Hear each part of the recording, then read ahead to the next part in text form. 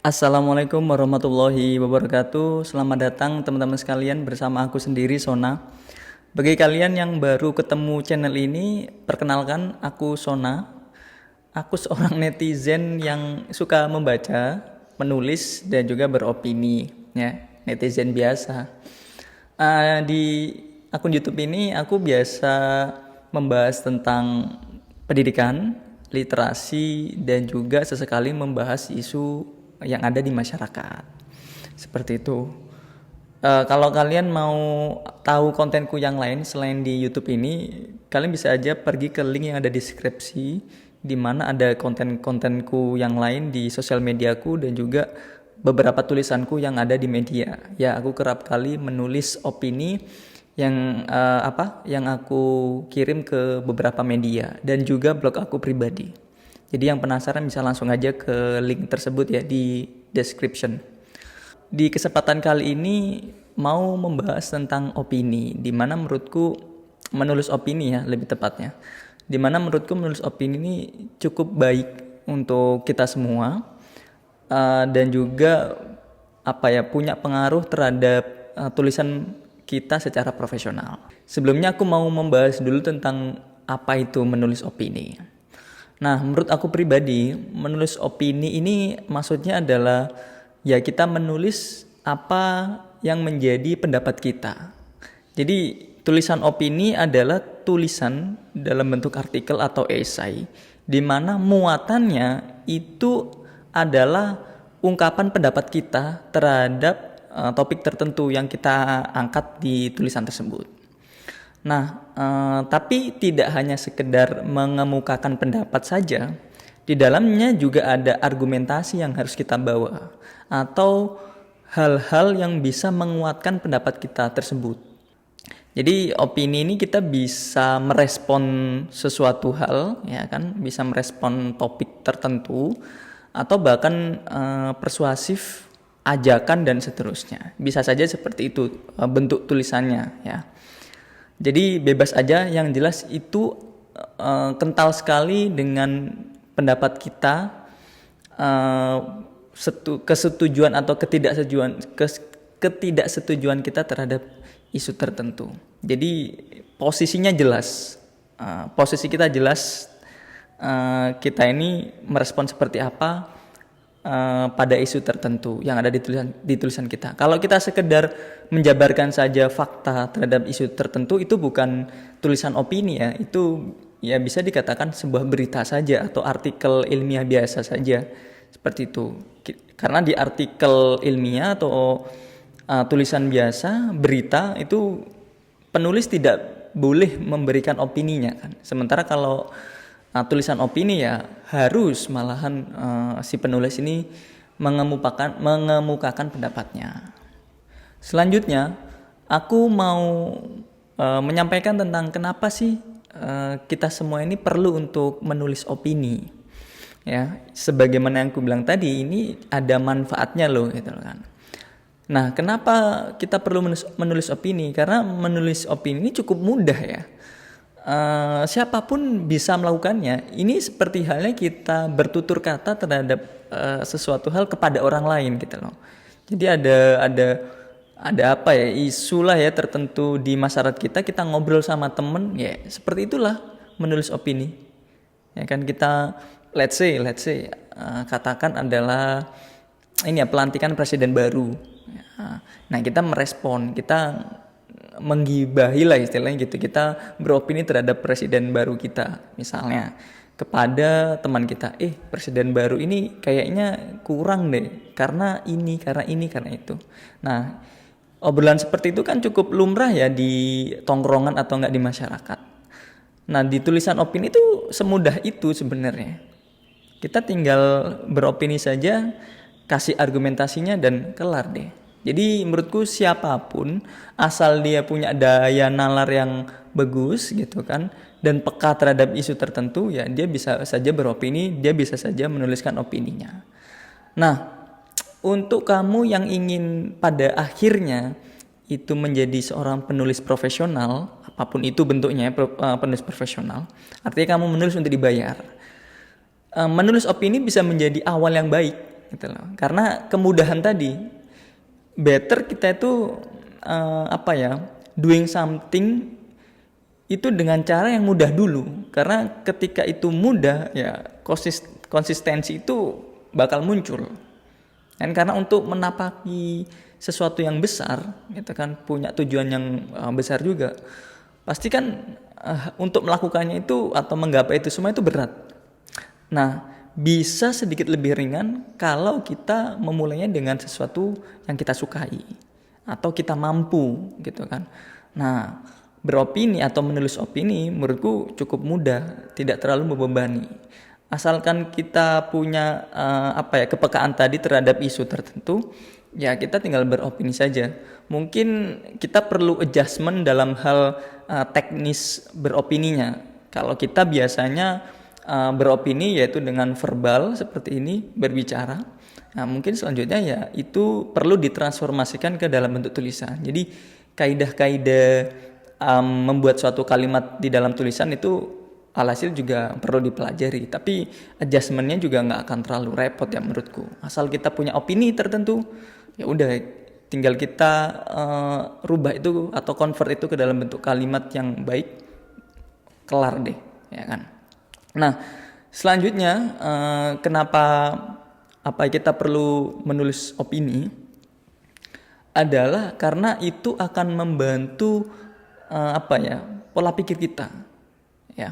Karena ketika kita udah sering menulis opini, dampaknya adalah ketika kita bertutur kata bahkan berpikir terhadap sesuatu hal, akhirnya itu punya struktur. Karena ketika beropini, kita nggak hanya beropini saja. Katakan tadi isunya adalah pelantikan presiden baru. Misalnya, presiden baru ini nggak oke, kurang baik. Itu kan opini, ya kan? Tapi menulis opini kita perlu ada argumentasi atau pembuktian tertentu yang sifatnya itu adalah data, fakta, bahkan bisa juga pengalaman. Ya kan? Nah, ketika kita biasa menulis opini, ketika kita mengemukakan pendapat secara verbal, itu ke bawah tuh. Jadi kita nggak hanya asal beropini, presiden kita nggak mampu, tapi tidak ada pembuktiannya, dalam artian tidak ada argumentasi untuk penguat.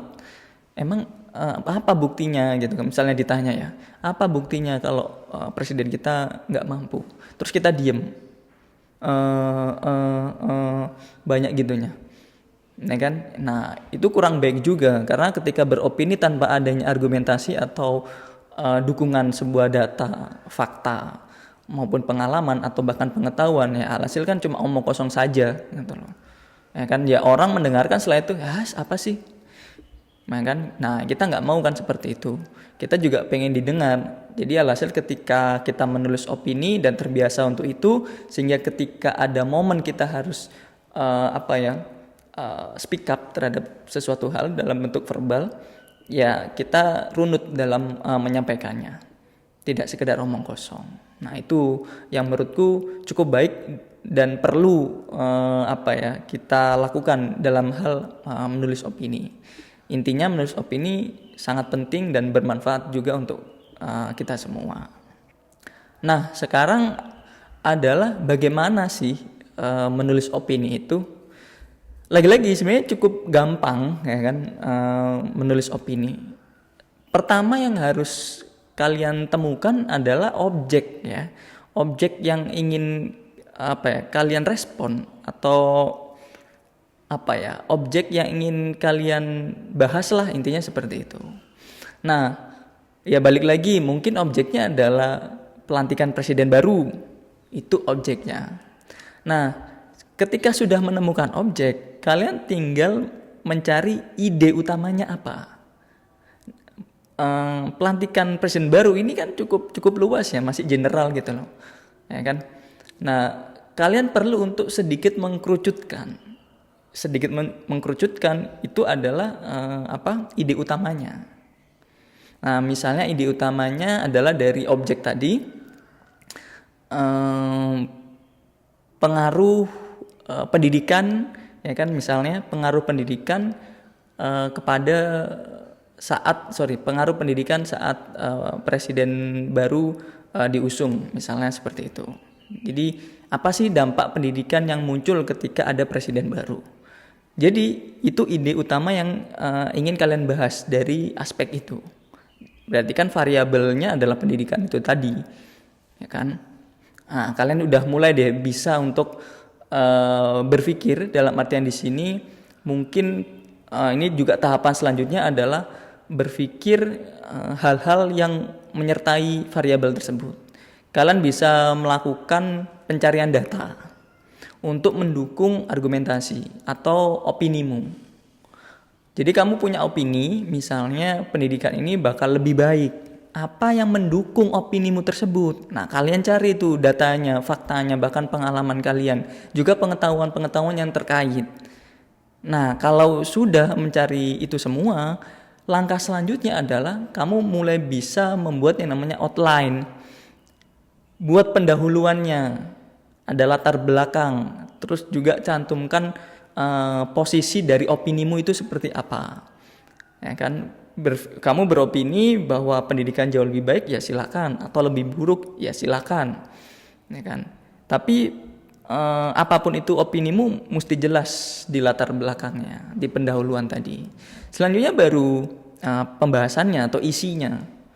Nah, opinimu ini kamu elaborasi lagi, yaitu tuangkan sedemikian rupa didukung oleh data, fakta, pengalaman, dan juga pengetahuan yang sudah kamu temukan sebelumnya, yang sudah kamu research sebelumnya.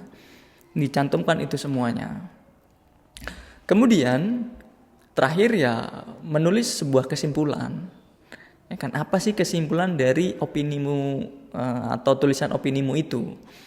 Nah, kan kalau sudah dibuat kesimpulannya, ya tinggal kita menyuntingnya atau mengeditnya, apa nih yang kurang, atau adakah kesalahan tulisan dan seterusnya. Seperti itu. Gampang aja. Kemudian kalau itu mau disimpan saja, ya silakan tulisan opini tersebut.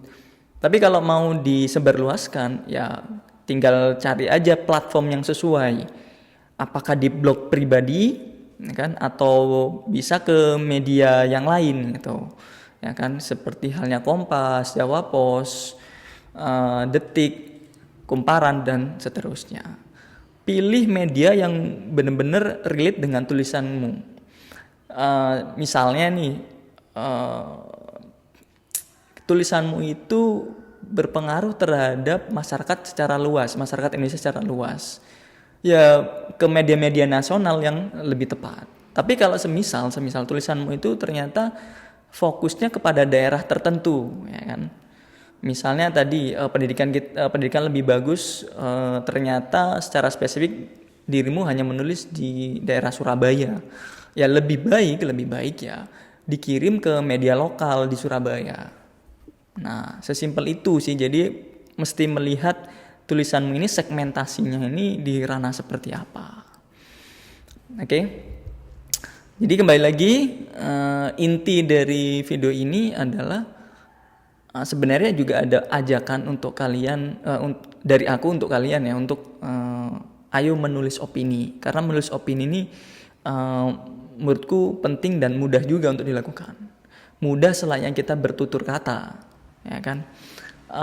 Penting juga karena itu membantu proses berpikir kita yang lebih runut lagi, ya kan. Yang kemudian juga kalau kita menulis dan mempublikasinya ke media, ya kita punya legacy gitu loh, ya kan. Kita punya prestasi juga, kita punya karya juga alhasil, dan itu cukup bagus, atau bahkan membantu kita untuk mungkin karir kita atau enggak bidang profesional kita yang sedang kita tekuni pada saat itu. Jadi ya memang gampang tapi eksekusinya memang nggak gampang, butuh proses, intinya seperti itu, butuh latihan juga. Jadi mulai sekarang ya sedikitlah latihan untuk beropini gitu kan, menulis opini maksudnya. Jadi ketika punya opini sesuatu, tuliskan aja dan dilatih, ya kan. Syukur-syukur punya partner juga untuk saling mengkoreksi lah tulisan opini. Itu akan jauh lebih ngeboost lagi terhadap kemampuan kita beropini. lebih spesifik menulis opini. Well, itu aja yang mungkin bisa aku sampaikan di video kali ini. Semoga aja bermanfaat dan semoga aja teman-teman sekalian mulai untuk menulis opini. Ketika banyak opini yang berkualitas bertebaran di jagat internet gitu kan, atau bahkan di reality lah seperti itu. Karena berkualitas ya semoga itu bisa menjadi pengetahuan yang berkualitas juga untuk banyak orang, sehingga lahirlah sistem berkehidupan yang bisa lebih baik lagi. Itu dari aku, terima kasih banyak atas perhatiannya. Kita ketemu lagi di video berikutnya. Terakhir, think more, do better. Wassalamualaikum warahmatullahi wabarakatuh. Bye.